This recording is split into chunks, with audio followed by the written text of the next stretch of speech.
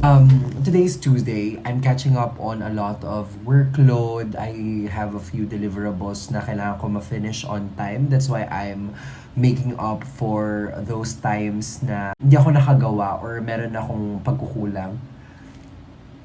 Charing. So I want to catch you up guys on what happened with me yesterday, Monday. I just did a lot of work kasi Monday is one of my busiest sa corporate job ko. As much as possible, gusto ko na natatapos lahat para wala akong problema the whole week. Kumbaga, nagawa ko na most of the things that I have to do on Monday para Tuesday, Wednesday, Thursday, Friday would be much lighter for me and I can do other activities kasi alam mo naman, meron tayong active lifestyle, ganyan. So what happened with me yesterday,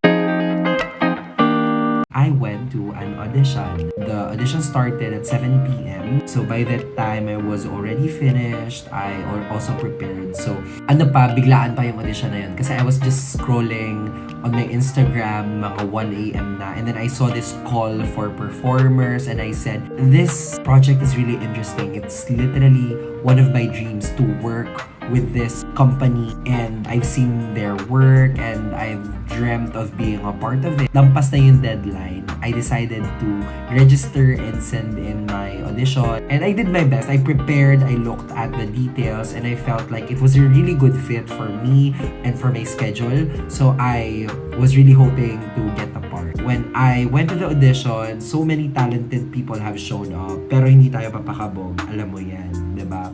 Nung bata ako, laging sinasabi sa akin ng teachers ko na pag dumating ka sa isang competition, you stomp your feet 3 times, 1, 2, 3, and sabihin mo, akin na to, or mananalo ako. Ganon. And so I did that. It's a form of manifestation, but it's also a way for me to be more confident and be more present that you're here, you deserve to be here. I just went there and I just claimed it. In terms naman sa performance ko, it could have gone better, I'll be honest, because I wasn't that prepared. I only had a few hours to learn the song. I'm not even well rested.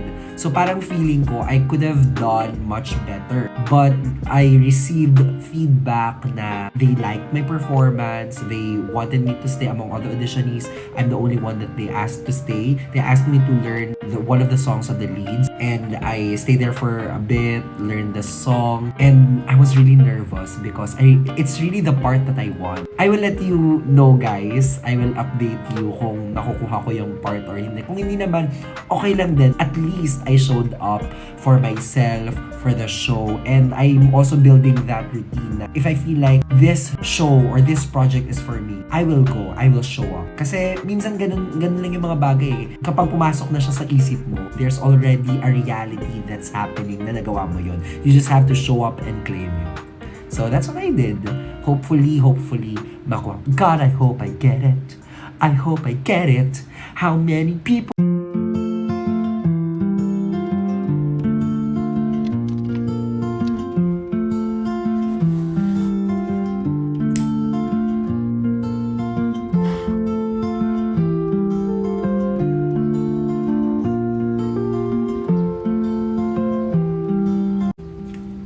morning. Wow, behave ka ngayon. Sobrang sweet niya. Best friends sila ni River. Hello guys. So kakatapos ko lang magpalit ng covers ng couch, magwalis, maglinis ng konti. Tapos I'm going to try to hit my 100 push-ups. Kung magagawa ko. Kasi minsan, hindi ko siya talaga na-hit at once. Ang ginagawa ko is, intermittent. Pa konti-konti, ganyan. Tapos, pa 20-20. Basta, ang goal ko lang talaga is ma-hit ko yung 100 per day. Wala namang pressure na kailangan isang tapos kagad. Hindi naman yun yung point eh. Ang point ko naman of doing the 100 push-ups is to be consistent, to show na I can do it, ganyan. And hopefully, yung kaizen ko din, or the way I improve 1,000 every day is if I can create close sets. Parang daming alam, di ba? And right now, umuulan. Ayan. So, parang ang sarap mag-swimming.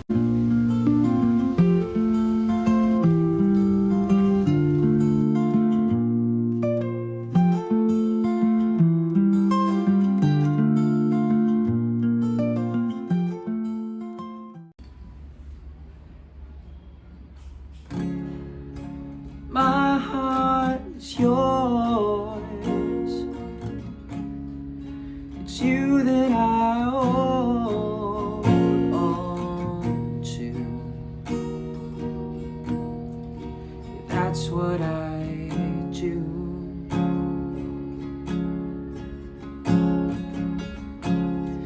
And I know I was wrong, but I won't let you down. Yes, I will. I said, oh,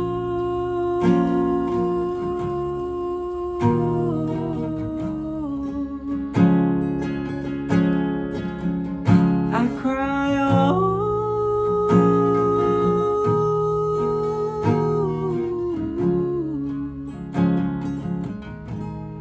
yeah, I saw sparks. I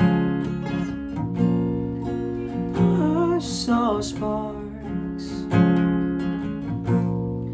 Yeah, I saw sparks. Sing it out.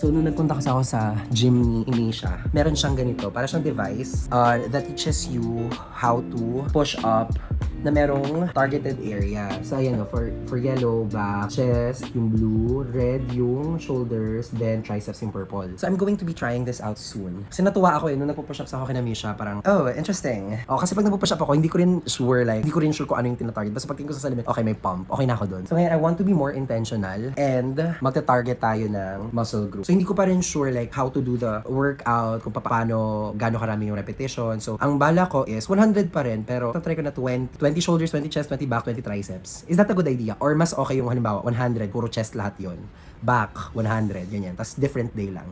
Let me know in the comments which one is better. So, ayun. Thank you.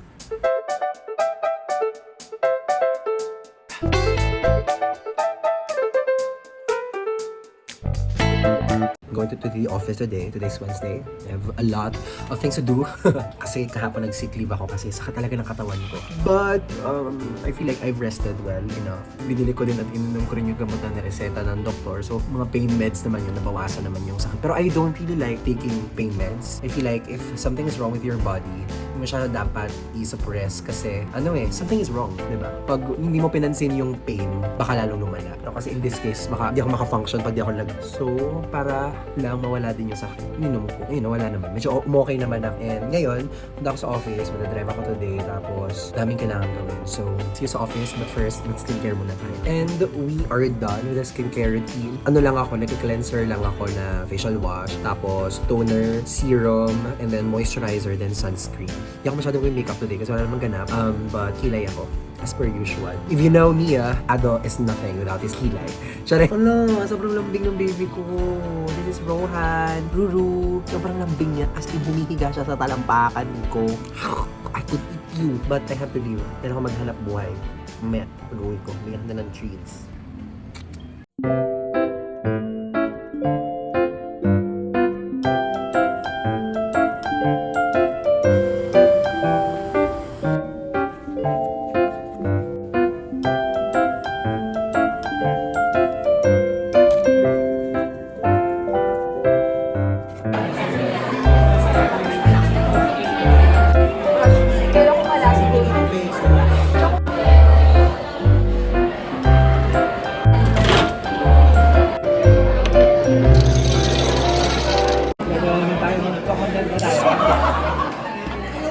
Ano? Nagko-content. Yeah. Correct. Another vlog. Congrats on the first success. Thank you. Pinanood mo ba? Oo. Di ba andun kayo? Kilig naman ako. Oo, ano kayo sa vlog mo? Ano kasi magandang anecdote na friend ko? Kumbaga, is our mother Hindi naman, di ko naman goal na maging famous or whatever. Gusto ko lang din na, ang dami ko kasing ganap. So parang minsan ang hirap mag-keep track na tayo na ginawa ko pala to, ganyan-ganyan, nakapunta pala ako sa ganito. Tapos wala man lang akong video or picture.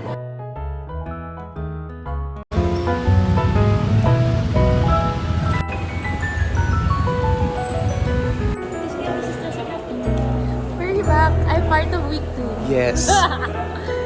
So, ano na yung part every week? Tagaan yun sa bato. Pag hindi ako part ng week, huwag kayo manood. Meal food.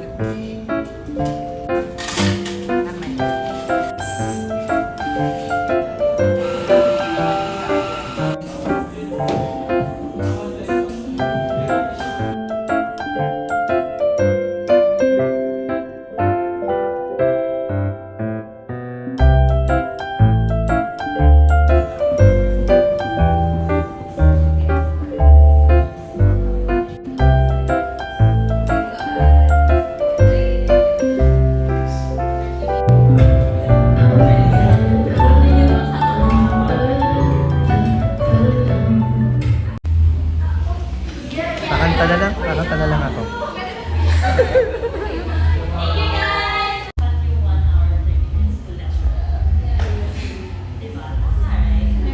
But,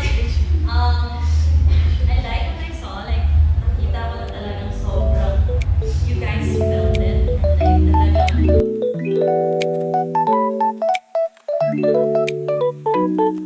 Hello, happy Friday. Hindi ko nabigay yung best ko sa dance class. So, walang result. So, hindi na nakapag-video. I don't know, tingnan natin kung nalagay ko or ilalagay ko yung part na yon sa vlog ko. Pero, I have to forgive myself. It was my first time to attend a dance class. More so sa ganung genre. Parang, I really had fun. I really did. Pero, at the same time, as a perfectionist, gusto natin lagi maganda tayo, magaling tayo. Pero, babawi din ako soon. Parang na-challenge ako na mag-take pa ng more dance classes in the future. Kasi masaya naman talaga siya. Minsan lang kapag you're so in over your head, nakakalimutan mo mag-enjoy or mas napapangunahan na frustration yung enjoyment. I don't know if that makes sense. Pero yun. Today, it's Friday. I'm heading to the office to work. Medyo marami pa akong kailangan tapusin. But it's the end of the week, so that's a silver lining. I still have the weekend for myself. Ayun, and also preparation because I'm flying soon to Thailand. So, medyo nagpe-prepare din ako. It's going to be my first solo trip abroad. So, exciting. Ayun. See you guys there. Today's film.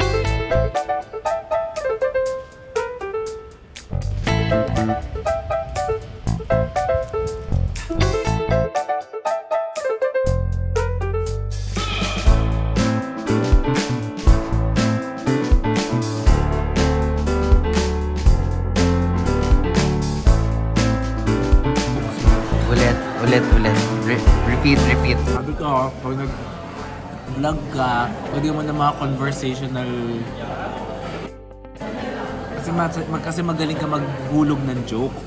Oh. Magaling ka magpasok ng joke. Am I a comedian? Am I a funny person? Sa tingin mo? Siguro naturally, yes. Oh. Parang melay.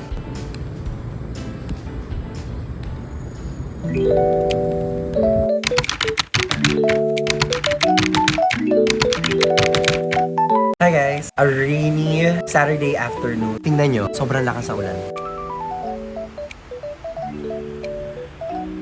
Like, so I have this friend who went home dito sa Pilipinas after a year of pursuing his career in New York as an artist, and I was really looking forward to see his work. Kaso nga, napostpone yung event because of the weather, and I think it's a good thing. I think people should stay at home, be safe, lalo na pag ganito kalala yung panahon. Maybe a day more productive. Nagtupi ako ng 3 sako ng fresh laundry. So, tapos ngayon, naglilinis ako ng sala, and then I'm planning to continue my workout kasi medyo na-stop yung streak ko of I just received an email. I think it's a bad email. Anyway, I was supposed to nag-stop yung streak ko of doing 100 push-ups per day. So I'm planning to get back on track kasi nakapag-rest naman ako. I feel like my muscles naka-recover na. So I feel a little better. So I'm going to try that. But first, I have to clean and finish all my chores.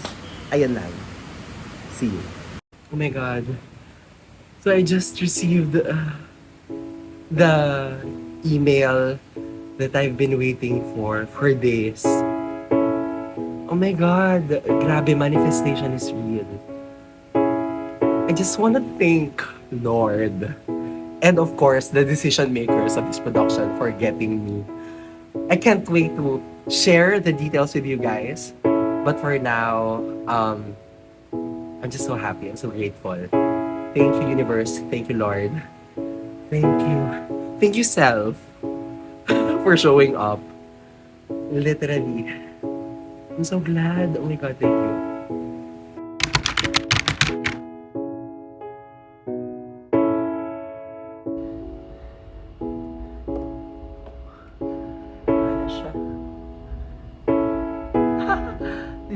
cute!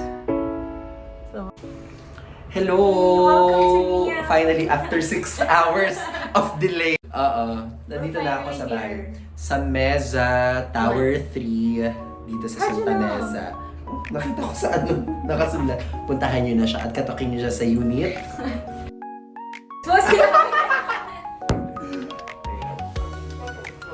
So, my best friend just cooked me the best meal on a rainy day. It's gin ramen with lots of cheese and sausage, egg, and kimchi. Best friend, say hi to the vlog.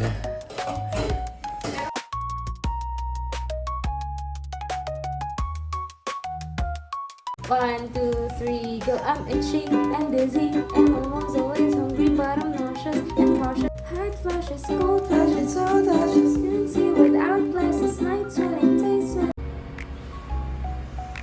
Katapos na mag-bonding with Suzette, and now I'm heading home. Sinundo na ako ng aking poging sundo. Pauwi na kami. And grabe, literal na delubyo. Sobrang traffic. You can see the prints on my face. Dito edited. It's really... My gosh. I hope you get home safe.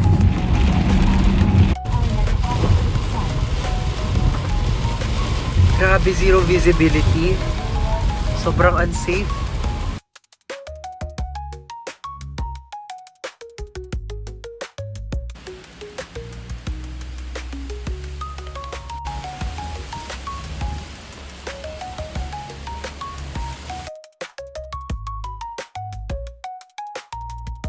So, ayun, I just want to thank you guys for finishing my video. I think this is going to be my closing spiel for the day.